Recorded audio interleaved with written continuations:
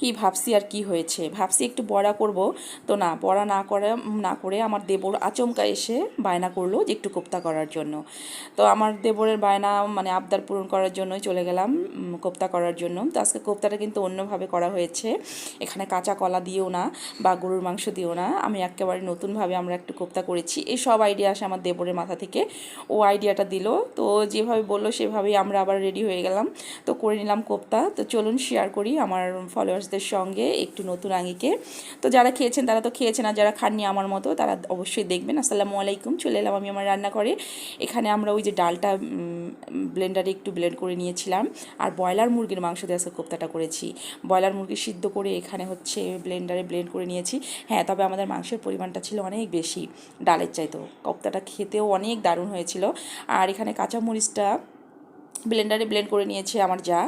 তারপরে দিয়ে দিয়েছে গরম মশলা একটু আধা বাটা করে, তারপরে দিয়ে দিচ্ছে স্বাদ মতো জিরা বাটা, না এখানে প্রায় 1.5 টেবিল চামচের মতো জিরা বাটা, রসুন বাটা দিয়েছি ওরকম 1.5 টেবিল চামচের মতো, আদা বাটা দিয়ে দিয়েছে 1.5 চামচের মতো, পরিমাণ মতো দিয়েছে লবণ, আর দিয়েছে ও হচ্ছে পেঁয়াজ বেরেস্তা করে।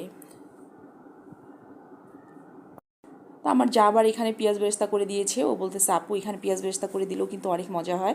তবে হ্যাঁ, সত্যি কথা বলতে আমার জায়ের হাতের কিন্তু কোপ্তা বলেন বড়া বলেন খুব দারুণ করে ও করে, এত ভালো লাগে খেতে। তো আমাদের আবার দুই জায়ের অভ্যাস, মানে আমি আমার জায়ের থেকেই শিখেছি অভ্যাসটা, কোপ্তা হোক আর বড়া হোক একটু দুধ চা হলে আর কি বেশি মজা হয়, জমে ভালো। তো ওর থেকে দেখে দেখে আমিও শিখেছি ওইভাবে খেতে। তো যাই হোক, চলে যাচ্ছে আবার আমাদের মূল কাজে।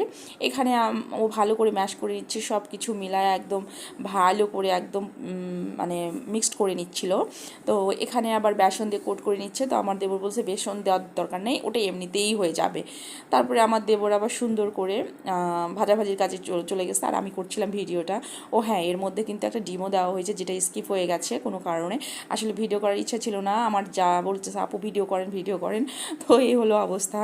তো এখানে আমার কোপ্তাগুলো ভাজাভাজি শুরু হয়ে গেছে, আমার দেবরই করছিল আর আমি করছিলাম ভিডিওটা।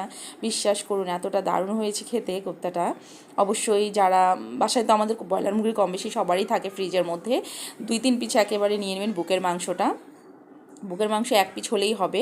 আমাদের যেহেতু জয়েন্ট ফ্যামিলি, আমাদের অনেকগুলো করে করতে হয়, যার কারণে পরিমাণটা অনেক বেশি লাগে। আপনারা যারা 3-4 জন আছেন, বুকের মাংস যদি ওটা 2 পিস করেও 1 পিস দিয়েও করেন তাহলেও খুব মজা পাবেন খেতে। তো এই তো আমাদের হয়ে গেছে কোপ্তাটা, খেতেও বেশ মাশাল্লাহ দারুণ ছিল।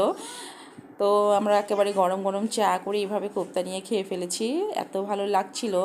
তো এই পর্যন্ত আজকের মতো, কেমন হলো অবশ্যই জানাবেন। আল্লাহ হাফেজ, আসসালামু আলাইকুম।